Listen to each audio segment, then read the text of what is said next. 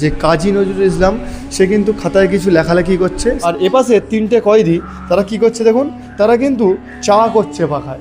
Alipur jail মিউজিয়ামের part 3-তে আপনাদের দেখাবো যেখানে যারা বন্দি থাকতো তাদের জীবনযাপন কেমন ছিল।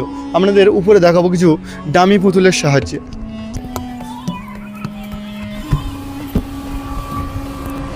আমরা কিন্তু সেই ঘরটায় প্রবেশ করে গেছি যেখানে কিন্তু বন্দীদের জীবনযাপন কেমন ছিল তার কিছু কিন্তু মূর্তি দেওয়া আছে, যেখানে দেখলে আমরা বুঝতে পারবো। দেখতেই পাচ্ছেন যারা জেলে বন্দি থাকতো বা কুখ্যাত যারা বন্দি থাকতো, মানে কুখ্যাত ডাকাত টাকাত এইসব ধরনের লোকদের এরকম চেন পরিয়ে রাখা হতো। তাদের ঠিক করে কিন্তু হাঁটাচলাও করতে পারতো না, আর তারা যাতে পালিয়ে না যায় বা কারোর সাথে লড়াই না করতে পারে সেই জন্য কিন্তু এরকম চেন পরিয়ে রাখা হতো। আর তারপরেও দেখতে পাচ্ছেন এখানে কিছু কয়েদিরা কাজ করছে, এখানে নারকেল ছাড়াচ্ছে যত সম্ভব, এটা নারকেল ছাড়ানোর কাজবাজ করছে। এবং এই সাইডেও কিছু আছে দেখুন, যে বস্তা দিয়ে একটা ড্রেস করা আছে, সম্ভবত কয়েদিরা কিন্তু এরকম ধরনের ড্রেস বানিয়ে হয়তো পরতো তারা। এবং তারপর এই সাইডে দেখতে পাচ্ছেন কিছু পিসাই করছে, এটা মানে যে কোনো ধরনের কিছু একটা পিসাই করছে। এবং এবার আপনাদের দেখাবো বন্দীদের জীবনচর্চা কেমন ছিল সে বিষয়ে কিছু তথ্য। এবার আপনাদের দেখাবো যে কয়েদিরা যে কক্ষে থাকতো তারা কিভাবে থাকতো বা কী তারা করতো এই কক্ষের ভিতরে, সেই সমস্ত কিছু ডিটেলসে বলবো আপনাদের। আমরা যেই ভিতরে আসবো আমরা কিন্তু দেখতে পাচ্ছি প্রত্যেকটা মূর্তির ভিতরে সেন্সর দেওয়া আছে।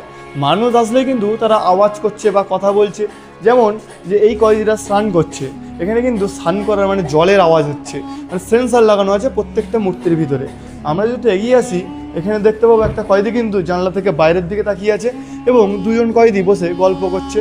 আর এই সাইডে দেখুন কেউ একজন নিরিবিলি চুপচাপ বসে আছে তার গভীর চিন্তায়।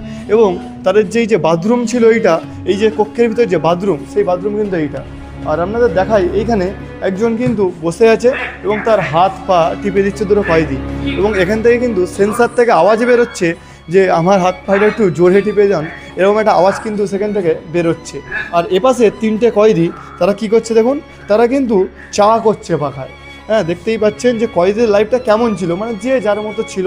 কেউ স্নান করছে, কেউ কিন্তু বসে আছে, কেউ খাবার খাচ্ছে, আবার কেউ চা করছে। সত্যি অসাধারণ লাগলো এই কক্ষটা দেখে, যেখানে যে সেন্সারগুলো লাগানো আছে বা যে সাউন্ড সিস্টেমগুলো দেখতে পাচ্ছি আমরা, সত্যি একটা অসাধারণ পরিস্থিতি এবং অ্যাটমসফিয়ার তৈরি করছে এই জেল কক্ষে। এবার আপনাদের দেখাই নজরুল কক্ষ। এই নজরুল কক্ষের ভিতরে আছেটা কি। আমরা এখন নজরুল কক্ষের ভিতরে প্রবেশ করে গেছি এবং আপনারা দেখতেই পাচ্ছেন যে কাজী নজরুল ইসলাম সে কিন্তু খাতায় কিছু লেখালেখি করছে, সেরকমভাবে কিছু বসানো আছে কবিতা বা গান, সে অনেক কিছুই লেখালেখি করেছেন আমরা জানি। এবং চারিপাশে কিন্তু তারই বই ছবি এইসব দিয়েই কিন্তু এই কক্ষটাকে সাজানো হয়েছে। যদি এই ভিডিওটা ভালো লেগে থাকে আপনাদের অবশ্যই পেজটাকে ফলো করে নেবেন, ভিডিওটা শেয়ার করতে ভুলবেন না। ধন্যবাদ।